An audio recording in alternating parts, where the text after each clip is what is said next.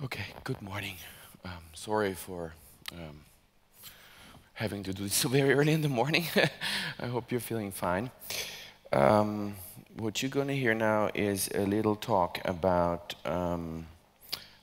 as Veronica pointed out, a internet platform, a video platform that we founded and made in the last year as a reaction to what the Japanese call 3/11. I would like to start out with a statement that isn't even provocative. What happened in Japan on March 11th, 2011, when an earthquake struck off the coast of the city of Sendai, added by a tsunami, and on top of it, 3 reactors in a nuclear power plant blew up, is quite likely, so far, the worst disaster man has ever caused. This is a statement that might sound a bit hysterical, and I'm sure that there's a lot of people who might want to accuse people who are of this opinion. But I would like to prove, also by means of the website that we've set up, or this internet video platform, what's really behind this unbelievable disaster.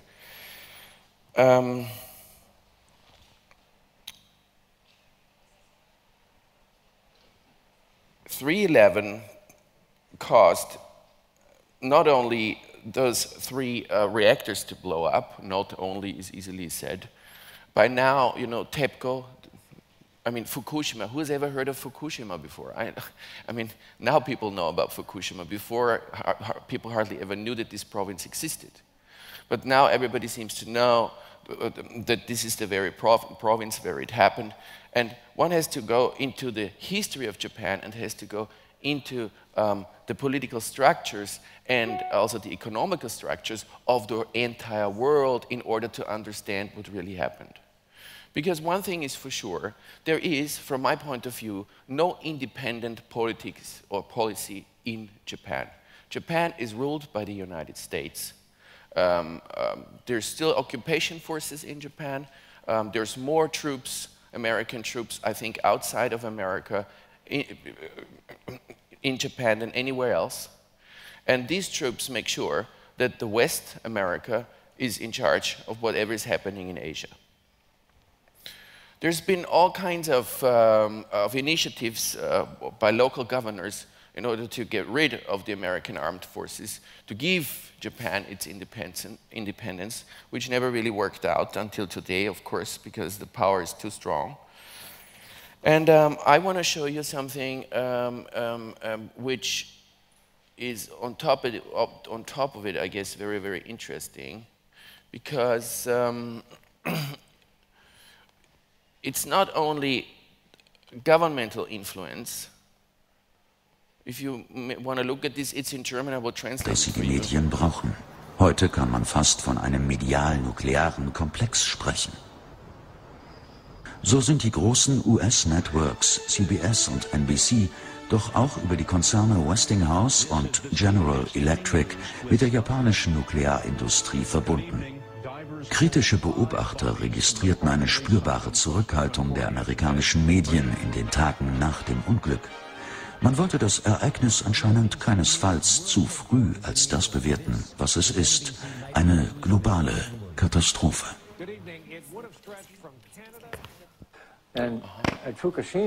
Die ersten 2 oder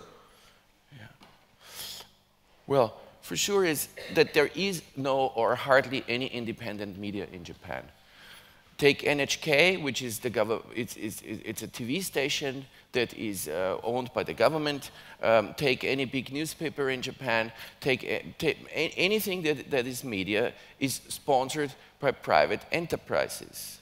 And most of these enterprises are people who produce energy by means of nuclear power plants. As you could see now, and this is a German TV program. It was on Arte, which is a very important TV station in Germany. And they also try to prove that also American mainstream media is in the hands and is majorly supported by those who produce nuclear energy. So how can we expect independent journalism in America, in Japan, in most countries? I mean, it's very curious, though, that it's the Germans mainly, you know, there seems to be more independence there, even though I doubt it, that make the most interesting programs on what's really happening in Japan. Now, what is happening in Japan? This is the very question, because nobody seems to know what's going on there. You know, it's like TEPCO admitted 2 weeks ago that the contamination that escaped the power plant in Fukushima is 4,000 times the amount of the bomb of Hiroshima. This is a very, very conservative number, because this number was published by TEPCO, which equals the government of Japan.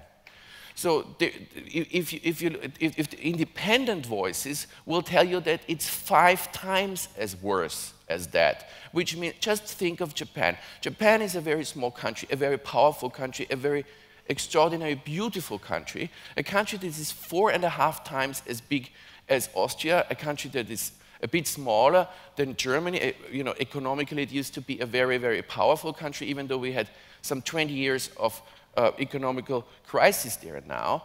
But just imagine the amount of contamination in Japan if you think of 4,000 bombs dropped on one country. So you have cesium, you have strontium, you have plutonium, you have unbelievable amounts of plutonium all over Japan, especially East Japan.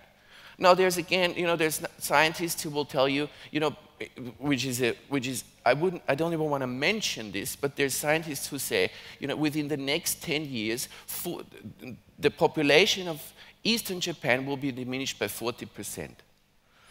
So now I was asking myself, you know, if you think of all these numbers, if you think of how people live in Japan, okay, of course, you have to understand also a little bit how Japan works, because Japan is not a Christian country. Japan was basically a Shintoist country, that's an animist religion. Later on, Buddhism set in, but there's no Jesus Christ. This produces a very, very different people. And in the Japanese society, it's for sure that anything that is negative is not to be mentioned. It's very, very bad to talk about things that are no good. So on the one hand, you have a government that, forced by the American government, you know, is not willing to give the people the right information about what's really going on, which is actually mentioned in one of the entries of our website, which I want to, okay, this is the wrong one, sorry. Because the major concern of the people, since there is no information, give me a second. How can they be taking care of themselves?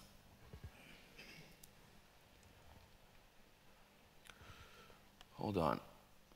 Well, this is the Facebook, which is really not an easy thing to take, but actually the resistance in Japan against nuclear power, which is growing and growing and growing. You know, when the earthquake struck, and right after, I couldn't believe. I mean, even though I lived such a long time in Japan and I could understand why there was not much of a resistance, but it would make me more and more angry that people wouldn't take to the streets, right?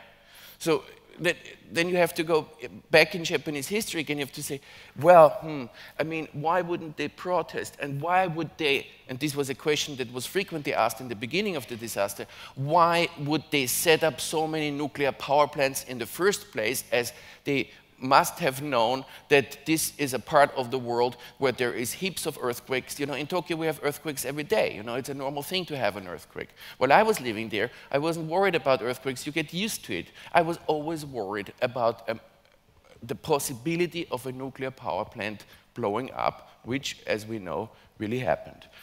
Now I'm trying to show you this.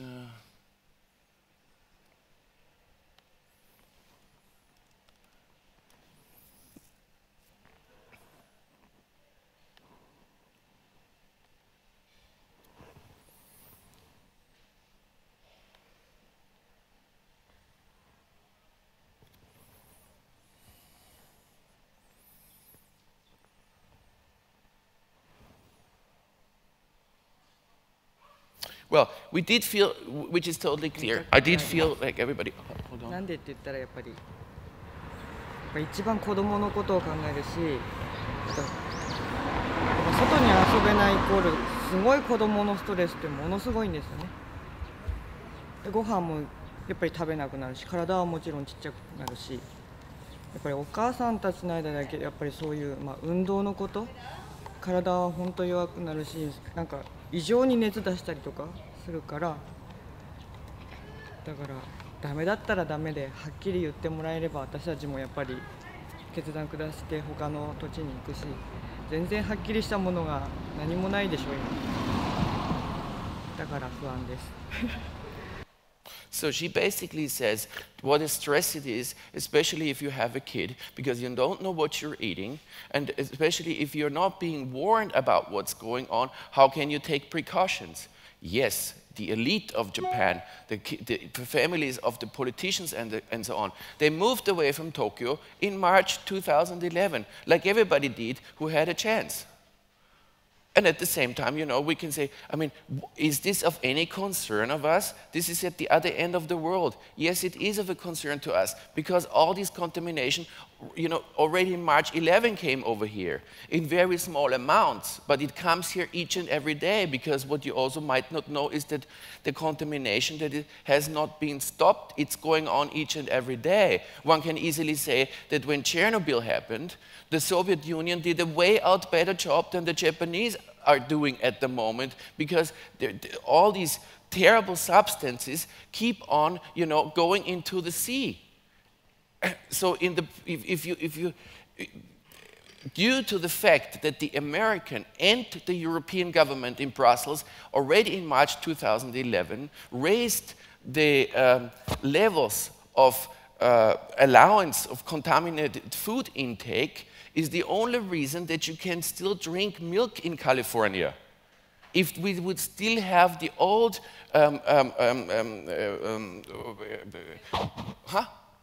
levels, if we would still have the old levels, you know, then it would be impossible to drink the milk there. You wouldn't be allowed to. And the fish in the Pacific is very, very contaminated. So as this happened, I was so shocked, like most artists were so very shocked who were living there, that for I would say like 3 months, I couldn't get to do anything. I mean, why would you deal with anything aesthetic in a moment when you feel like the world is falling apart?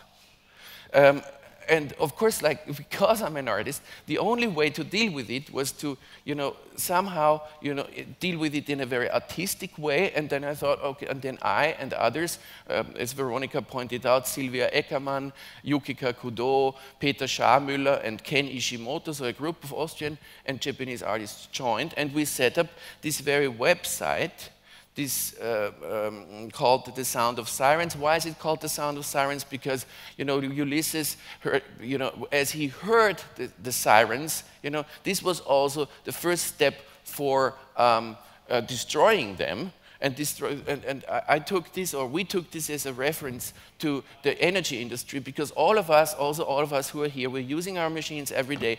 None of us really ever asked the question where all this energy comes from. Like the Japanese people would never ask about this. I mean, this is something that, as much as I love Japan, always bugged me in Japan, because for 20 years living there, you know, I hardly ever heard anybody talking about political issues, also among the art community. This is more or less an absolute no-no. So, if you may want to look now at our site here, what we did is, first of all, we decided to have real independence. We didn't want to be dependent on YouTube. We didn't want to be dependent on any other big supplier, because we knew, and this is a fact also until today, if you live in Japan, especially if you're a foreigner, and you utter criticism about how the crisis, the atomic crisis, the nuclear crisis in Japan is being handled, you will get into trouble. You will have police coming to your house, and this is also, you know, you can see this in some of the entries. You can't see the police coming in, but you can see how people really got themselves into trouble. And so basically, we tried to set up a site that gave the people a tool. Now, independence always means money. You know, if you want to be independent, you need money. So this was not an easy undertaking because we set up a server in Tokyo, we set up another in Las Vegas because Las Vegas, Tokyo is the fastest line, and from there to Vienna. And this guarantees all our participants to be safe, because whenever they upload anything in Japan, it goes directly to Las Vegas. It's not even kept on the server in Tokyo. And from the server in Las Vegas, the server in Las Vegas is mirrored on the server in Vienna. And then, you know, we get all these different entries that are later, and that's I think a particularity about this project. Later on, I would like to make a film out of this and an opera.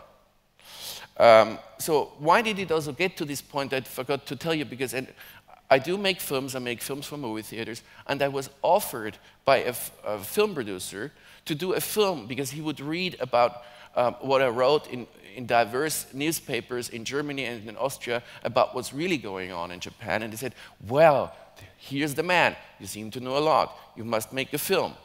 But eventually he wanted me to make a Michael Moore film. You know, I mean, I need to look like Michael Moore. No, am I the kind of person who can really,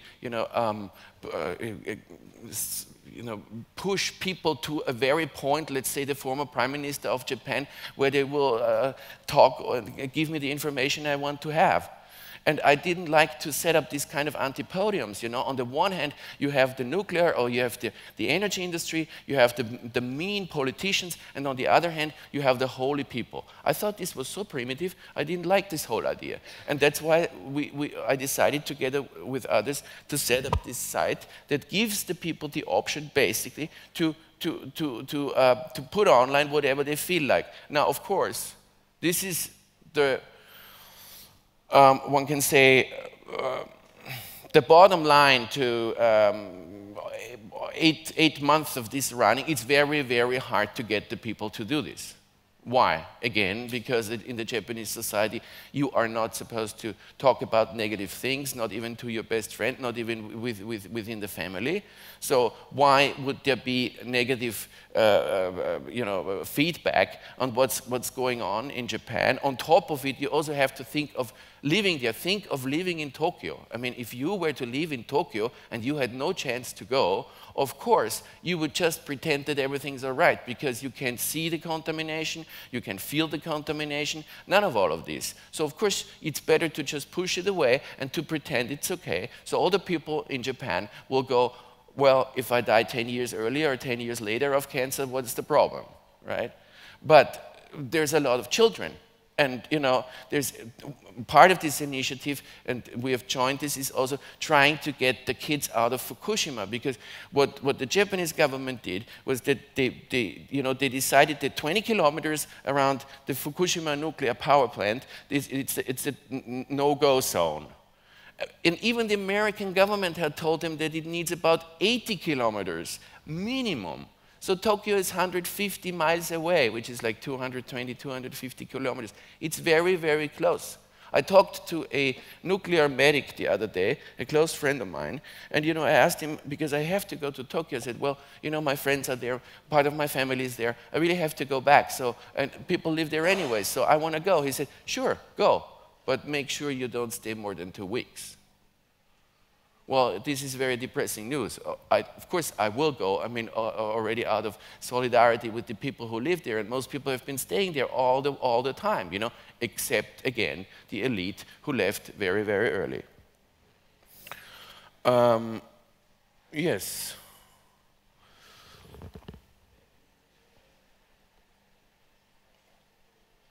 This is also, I mean, this guy here. This is William. All of these entries are way out too long, but this guy, William Milbury, is also a very interesting character. He's an American who became a teacher in Japan. Hi, I'm William Milbury, an American living in Japan, and this is my second video about the Fukushima Daiichi nuclear crisis in northeast Japan. The response to my first video was really positive. I got some comments, but even more so than that, a lot of people subscribed And I even got some emails of some very supportive words from people. A nuclear historian who I've actually seen interviewed several times. In the beginning, this man, you know, who's very brave, very bold, you know, he lives in the south of Japan, and he started this video blog. And in the beginning, you know, he got a lot of appreciation. People liked it. He got himself more, but because his news got more and more political, because at the beginning he was very, very neutral about what he was saying. You know, it was just like pointing out how this and that, you know, was happening, and that, you know, things are more dangerous than the government admits and so on. But he was very careful in his diction. But as he switched to more political, he really got himself into trouble. He was threatened to lose his job. He's now on his way back to the United States. So this doesn't have a lot to do with democratic principles. Of course, I don't need to point that out, right? So on and on and on and on. I mean, all the way to a conference that took place in Vienna not so long ago. It was in August. It was about Hiroshima and Nagasaki at the United Nations, where the Japanese ambassador actually declared on stage that nothing ever happened in Fukushima. The guy actually said that it didn't even blow up. Can you imagine? I mean, we have this also on this Sound of Sirens website here. So I think I'm done. If there's any questions, then I'm really willing to answer them. Yes.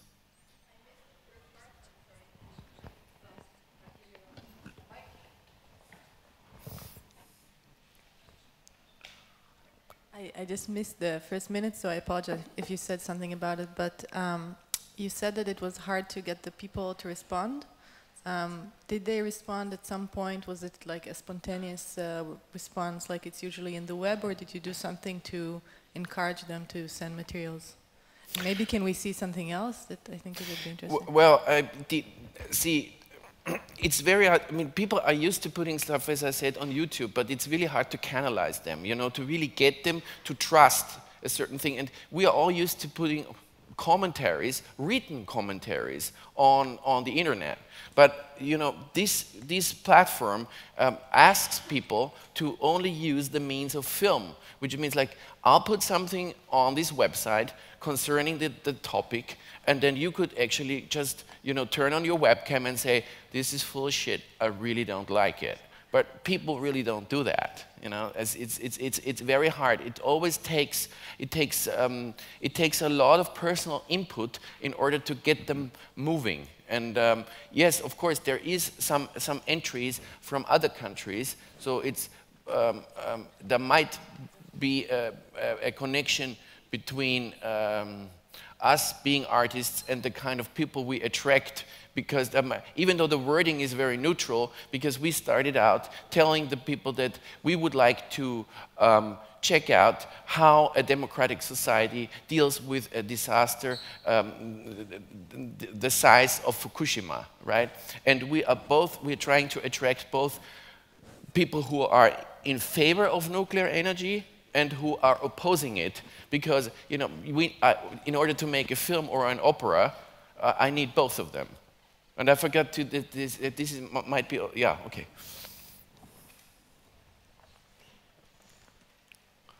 So it's Other like questions?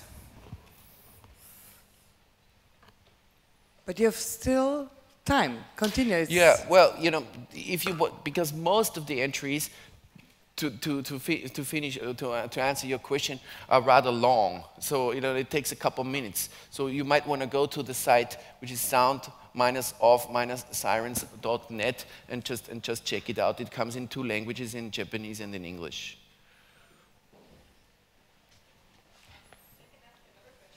Yeah.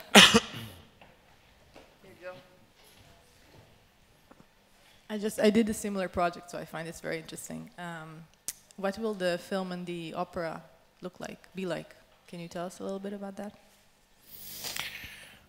Well, the film, you know, it very much depends, of course, what people send in. So far, you know, I'm not sure whether I can really make an interesting film, so I have to wait for the project to continue. The opera I'm doing with a young Roman composer. His name is Simone Santegubini.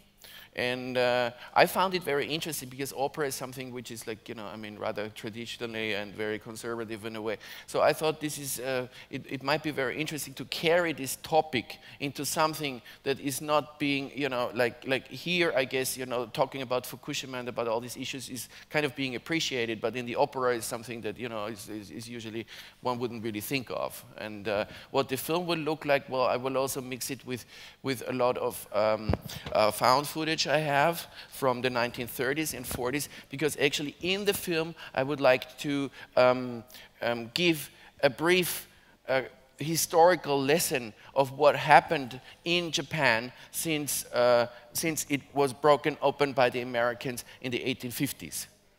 Because in order to understand Japan a little bit, you really need to know, of course, the history of Japan, and in my film I would really like to show up how what ultimately ended with Fukushima blowing up, because there is a clear political line that leads you to this very, very moment, because it's like it's absolutely dumb to say it was caused by nature, because it's proven that it was not even the tsunami, it was the earthquake that blew up the reactors.